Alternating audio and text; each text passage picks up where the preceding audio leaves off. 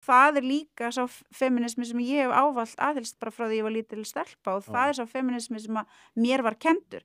Hver kona ræður yfir eigin líkama, hún ræður í hvort hún eignast börn eða ekki, hún ræður í hvort hún er í fóstureyðingu eða ekki, hún ræður þessu og það getur engin annar ráðið í fyrir hana. En þú veist, þetta á Íslandi þó að það sé fólk sem að sé að reyna að telja sér trú að þessi réttindi á Íslandi sé öll í einhverju mikilli hættu. Það er þetta ekki rétt.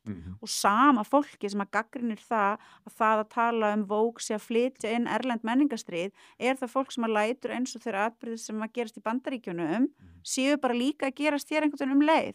Það sé bara einhver stórkostleg aðför hér að réttindum samkynhneigðra, kvenna og svo framvegis. Það bara einfaldlega ekki svoleiðis. Það það ekki. Og íslenskur meginstraumsfeminismi myndi ég halda til dæmis að miklu frekar en að reyna að lyfta upp láglauna konum, hótelhernum eða skúringakonum og svo framvegis, þá myndi miklu frekar sjá hann fyrir okkur að berjast fyrir því að þeir sem hafi útskrifast með gráðu í kynjafræði hafi það gott og séu vel settir í góðum störfum og svo framvegis. Íslenski feministinn gengur svolítið meir út á það. Ég held að sé eitthvað núna eitthvað svona vinnuprógram í gangi fyrir fólk sem hefur útskrifast í kynjafræði að fara núna að þjálfa alla lýðræðislega kjörna fulltrúa.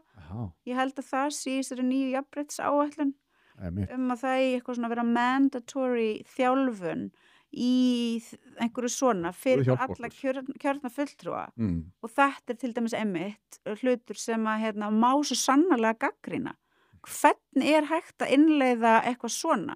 Manneskja lýðræðislega kjörin fulltrúi í lýðræðislegu samfélagi þar sem að gildi lýðræðisins gilda. Það getur enginn sagt við þessa manneskja hún eigi að fara í þjálfun í einu eða neinu. Eitthvað svona jafnréttis og fjölbreytileika þjálfun sem að kynjafræðingar. Það getur enginn sagt að þetta bara getur ekki verið mandatory. Það bara ekki hægt. Vegna þess að fullorðið frjálst fólk, það ákveður bara sjálft hvað það vill fræðast. Og það einmitt eitt af svona grundvallar gildunum í samfélagum okkar.